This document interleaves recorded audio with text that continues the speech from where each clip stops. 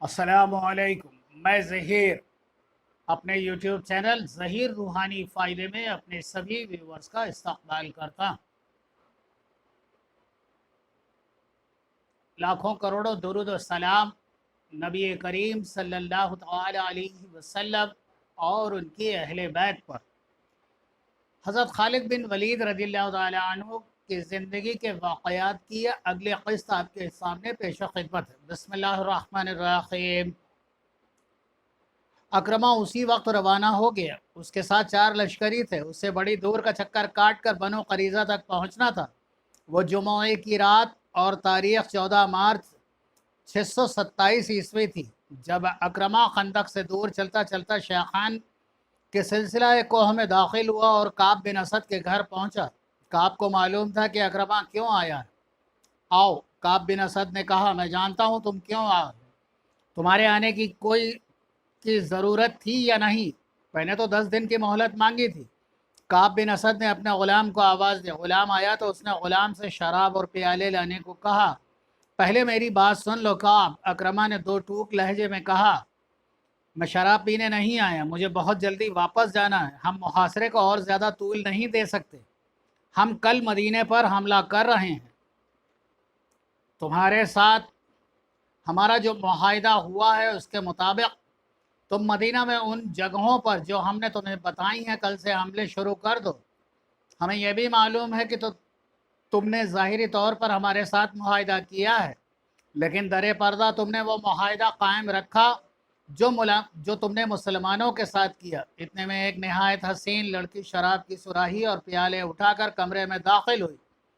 वो अकरमा को देखकर मुस्कुराई। अकरमा ने उसे देखा तो उसके चेहरे पर संजीदगी का तासुर और ज़्यादा गहरा हो गया। काब, अकरमा ने कहा, तुमने अपना मजहब और अपनी ज़बान इन चीज़ों के एवज़ बेच डाली है जिन्होंने कभी किसी का साथ नहीं दिया। काब बिन असद ने लड़की को इशारा किया तो वो चली गई।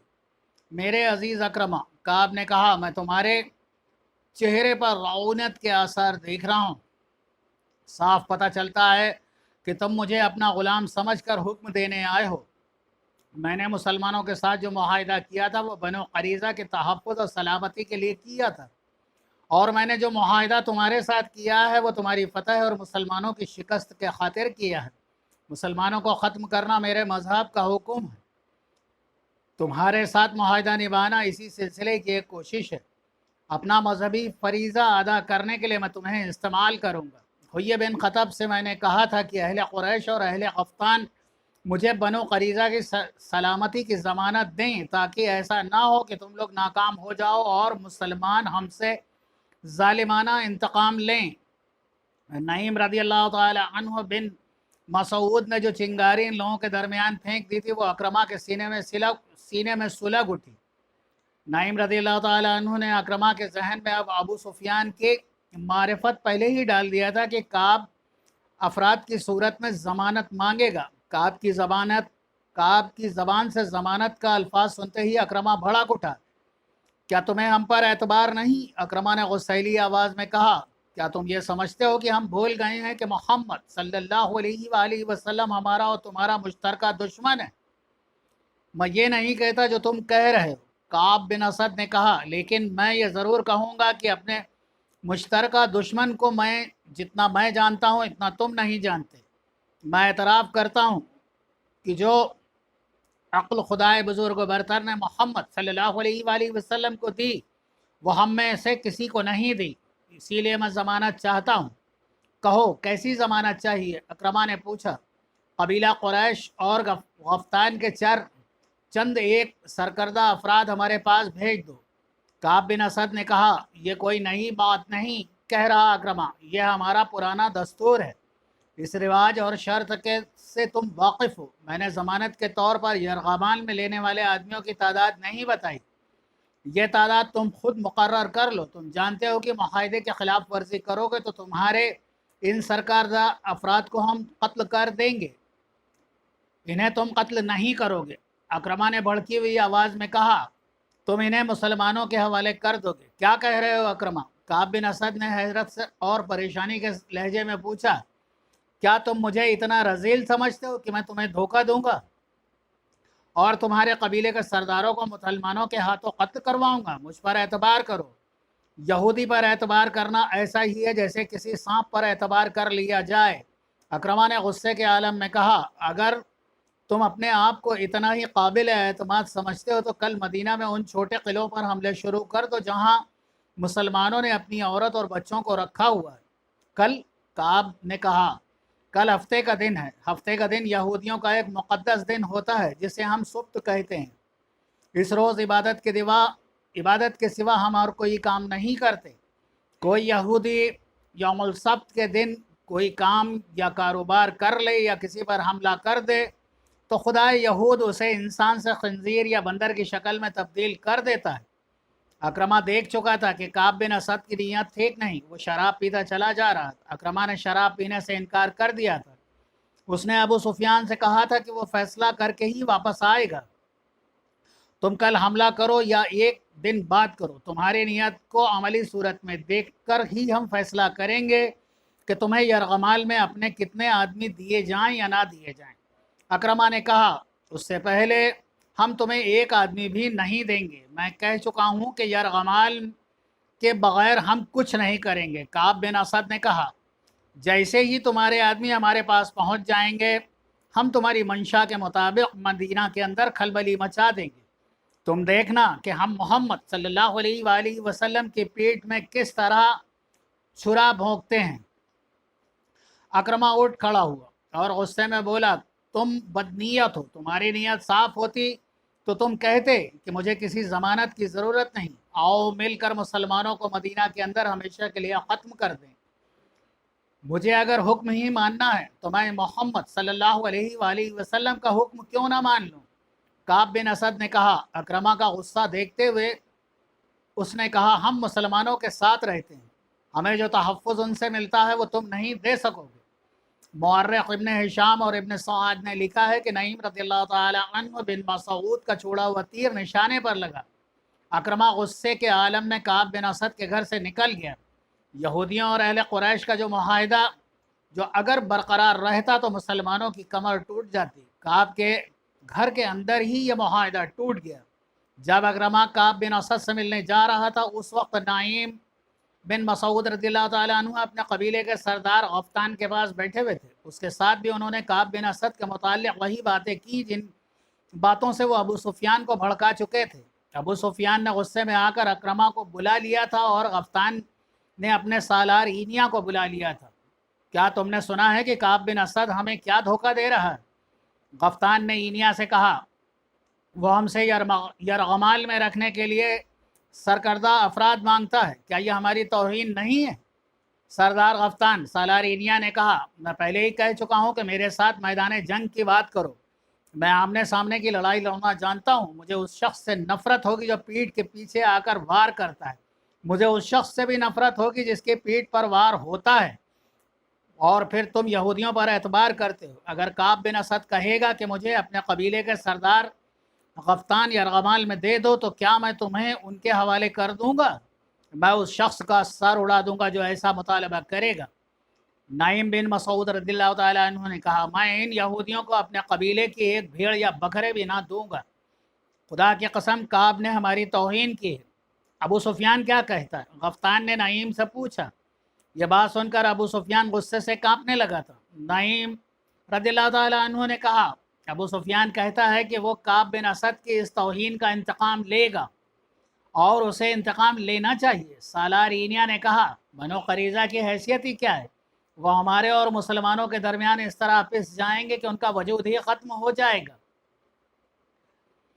خالد کو آج مدینہ کی طرف جاتے ہوئے یاد آ رہا تھا کہ جب اکرمہ بنو قریظہ کی بستی کے پاس آیا تھا تو خالد گھوڑا دوڑاتا اس تک پہنچا تھا۔ ادھر سے ابو سفیان بھی گھوڑا دوڑاتا ہوا آیا۔ اکرمہ کے چہرے پر غصے اور تھکان کے گہرے آثار تھے۔ کیا خبر لائے ہو؟ ابو سفیان نے ان سے پوچھا۔ خدا کی قسم ابو سفیان، میں نے کعب سے زیادہ بدنیت انسان پہلے کبھی نہیں دیکھا۔ اکرمہ نے گھوڑے سے کود کر اترتے ہوئے جواب دیا۔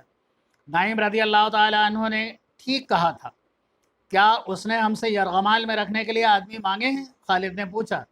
ہاں خالد، اکرمہ نے کہا، اس نے مجھے شراب پیش کی اور میرے ساتھ اس طرح بولا جیسے ہم اس کے مقروض ہیں۔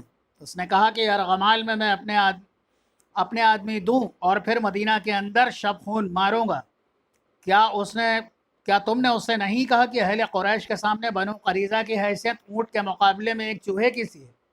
خالد نے کہا کیا تم نے اس کا سر اس کے کندھوں سے اتار نہیں دیا؟ میں نے اپنا ہاتھ بڑی مشکل سے روکا تھا، اکرمہ نے کہا تھا، اس کے ساتھ ہمارا جو معاہدہ ہوا ہے وہ میں توڑ آیا ہوں، تم نے اچھا کیا۔ ابو سفیان نے دبی دبی آواز میں کہا تم نے اچھا کیا، اور وہ پرے چلا گیا تھا۔ یہ کوئی پرانا واقعہ نہیں تھا، 1.5-2 سال پہلے کی بات یہ تھی کہ آج جب خالد مدینہ کی طرف جا رہا تھا تو یہ جانا پہچانا راستہ اسے اجنبی سا لگ رہا تھا۔ کبھی اسے ایسا محسوس ہونے لگتا جیسے وہ خود کے لیے اجنبی ہو گیا۔ اسے ابو سفیان کا افسردہ چہرہ نظر آنے لگا۔ خالد نے محسوس کر لیا تھا کہ ابو سفیان مدینہ پر حملہ سے منہ موڑ رہا تھا۔ خالد اور اکرمہ وہیں کھڑے رہ گئے تھے۔ کیا سوچ رہے ہو خالد؟ اکرمہ نے پوچھا تھا۔ کیا تم میری تائید نہیں کرو گی کہ میں اس شخص ابو سفیان کی موجودگی کو صرف اس لیے برداشت کر رہا ہوں کہ یہ میرے قبیلے کا سردار ہے؟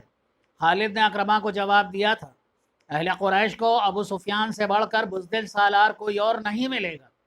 تم پوچھتے ہو میں کیا سوچ رہا ہوں، اور میں زیادہ انتظار نہیں کر سکتا۔ میں نے خندق کے ایک سرے کو دوسرے سرے تک دیکھ لیا ہے۔ ایک جگہ خندق تنگ ہے اور زیادہ گہری بھی نہیں، ہم وہاں سے خندق کے پار جا سکتے ہیں۔ اگر تم میرا ساتھ دو میں آج ہی اس جگہ سے چند سوار خندق کے پار لے جانا چاہتا ہوں۔ ابو سفیان کسی غائبی مدد اور سہارے کا انتظار کرنا چاہتا ہے تو کرتا رہے، میں تمہارا ساتھ کیوں نہ دوں گا؟ اکرمہ نے کہا کیا میں مسلمانوں کے ان قہقہوں کو برداشت کر سکوں گا جو اس وقت بلند ہوں گے جب ہم یہاں سے لڑے بغیر واپس جائیں گے؟ چلو میں تمہارے ساتھ ہوں۔ وہ جگہ زباب کی پہاڑی کے مغرب اور صلاح کی پہاڑی کے مشرق میں تھی، جہاں خندق کی چوڑائی اتنی تھی کہ گھوڑا اسے پھلانگ سکتا تھا۔ ضرورت شہ سوار کی تھی، پیادے خندق میں اتر کر اوپر چڑھ سکتے تھے۔ اسی جگہ کے تقریباً سامنے مسلمانوں کی خیمہ گاہ تھی۔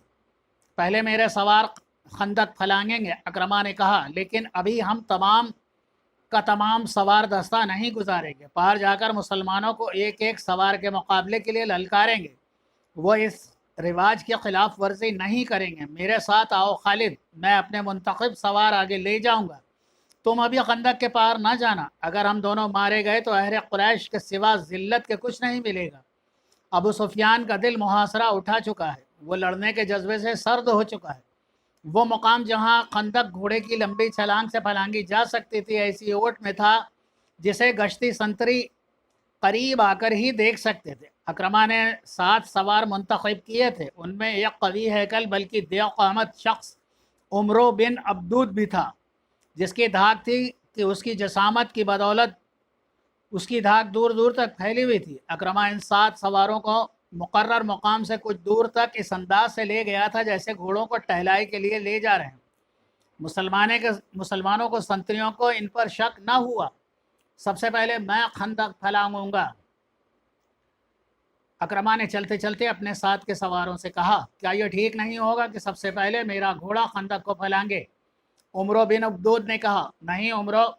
اکرمہ نے کہا، پہلے میں جاؤں گا، میرا گھوڑا خندق میں گر پڑا تو خندق پھلانگنے کی کوشش نہ کرنا۔ اگر تمہارا سالار اپنی جان کی قربانی پہلے دے۔ یہ کہہ کر اکرمہ نے گھوڑے کی بات کو جھٹکا دیا۔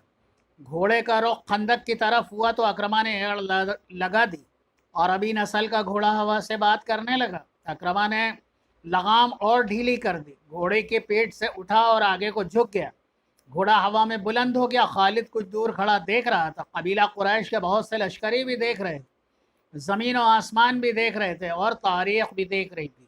گھوڑے نے اگلے پاؤں خندق کے دوسرے کنارے سے کچھ آگے اور پچھلے پاؤں عین کنارے پر رکھے۔ گھوڑا رفتار کی زور سے آگے چلا گیا، اس کے اگلی ٹانگیں دوہری ہو گئیں، اس کا منہ زمین کو لگا۔ اکرمہ گرتے گرتے بچا، گھوڑا بھی سنبھل گیا اور اکرمہ بھی۔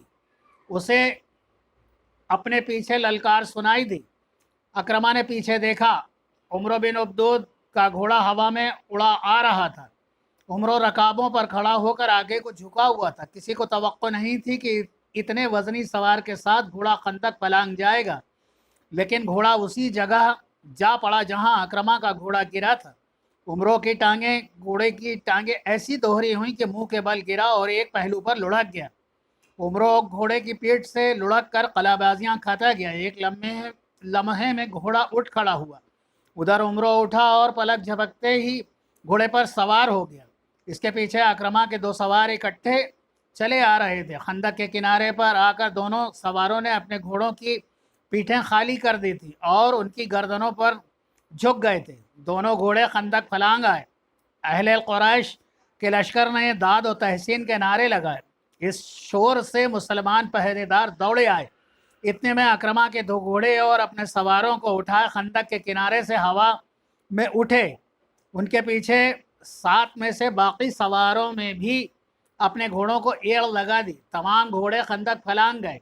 ठहरो, अकरमा ने कहा। मुसलमान संतरियों को बुलंद आवाज़ में कहा, कोई और घोड़ा खंदक के इस तरफ नहीं आएगा। मोहम्मद सल्लल्लाहु अलैहि वसल्लम को बुलाओ। तुम में जो सबसे ज़्यादा बहादुर है उसे लाओ। वो मेरे एक आदमी का मुकाबला करके गिरा ले तो हम सबको कत्ल कर देना। खुदा की कसम, हम तुम्हारा खून इस रेत पर छिड़क कर वापस चले जाएंगे। इंशाअल्लाह ताला अगला हिस्सा अगली नशिस्त में आपकी खिदमत में पेश खिदमत करूँगा। तब तक के लिए अल्लाह हाफ़िज़।